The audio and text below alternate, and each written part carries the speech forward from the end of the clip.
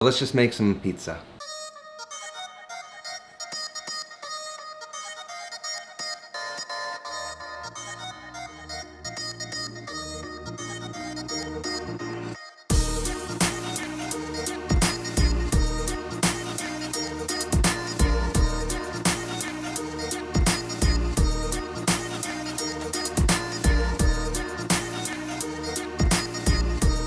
So here we are. Last episode we made dough. It's been in the fridge since I made it yesterday.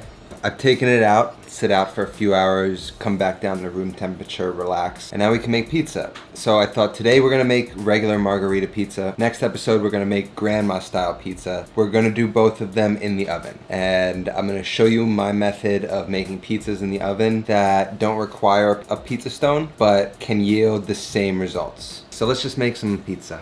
All I have here is my weekday sauce. It's been in the refrigerator. You don't even need to make weekday sauce really for this. You can just take tomatoes and puree them into the food mill like I've shown you. You can get a puree of good San Marzano tomatoes, and all you need to do is just make sure it's smooth, it's nice and thick, and it's salted. So you can use any sort of sauce like that. I got some Parmesan cheese and some fresh mozzarella that I'm going to slice as thin as I can.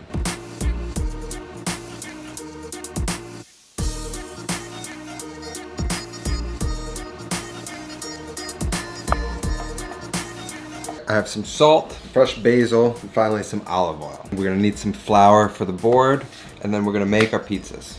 Make sure your work surface is nice and dry.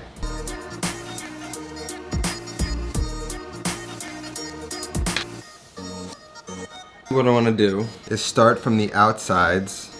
With my fingertips, I'm just gonna gently start to form a little crust.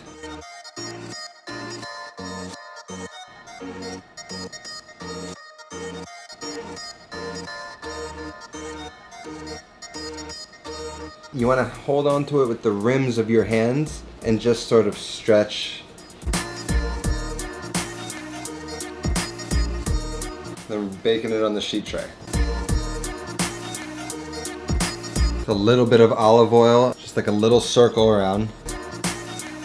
When making a pizza, you don't want to go crazy with the toppings. It's a delicate dough. Too much stuff is going to make it hard for it to sort of maintain its integrity. So with pizza, less is more. So we don't want a ton of sauce. We want a nice kind of coating of sauce, and we want it cleanly applied, and we don't need too much cheese. So in with the sauce, into the center, and then evenly spread it around.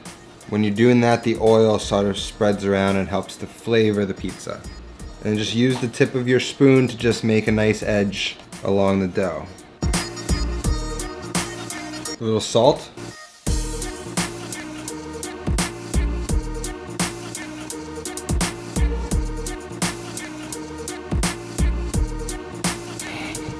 Pizza margherita. So now I have an oven blasting at 500 degrees, the highest your oven can go. The method here is into the bottom rack until the bottom of the dough looks crusty, and then up onto the broiler till the top gets nice and browned and caramelized. And so like a brick oven would sort of work the same way. The bricks are super hot on the bottom, and then the flame kicks up over top of the pizza. So we're just trying to recreate that with the oven without having to use a pizza stone. So let's get to it.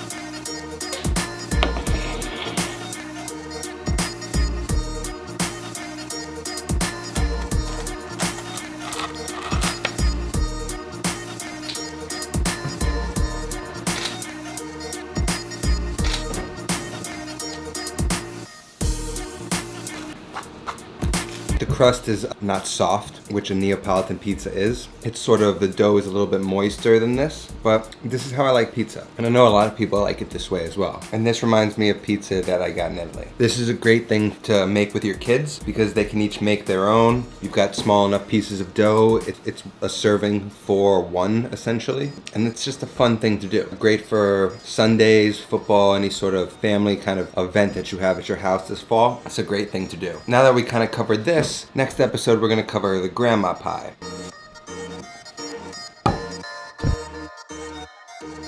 Thanks for watching. I hope you're liking the pizza series we have going. We have one more episode. It's going to be on Tuesday. It's going to be grandma pie. So we're going to show you a little bit different way to make pizza, a little bit more of the homemade way. Until then, that's all I've got. I'll see you next time, and please go feed yourself something.